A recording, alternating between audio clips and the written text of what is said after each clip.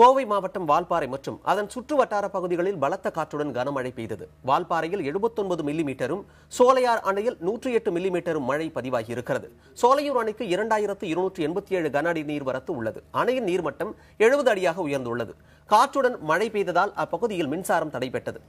இதேபோல் நீலகிரி மாவட்டத்தில் 13 ஆண்டுகளுக்கு பின் தென்மேற்கு பருவமழை தீவிரமாக பெய்து வருகிறது. கூடலூரை அடுத்த ஓவேலி அருகே பல இடங்களில் மரங்கள் சாலையில் விழுந்தன.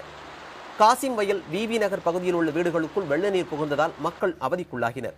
தொடர் மழை காரணமாக கூடலூர் மற்றும் பந்தலூர் தாலுகாவில் உள்ள பள்ளிகளுக்கு இன்று விடுமுறை அறிவிக்கப்பட்டுள்ளது. இதனிடையே திருப்பூர் மாவட்டம் பல்லடம் மற்றும் அதன் சுற்று வட்டார பகுதிகளில் சாரல் மழை பெய்து வருகிறது.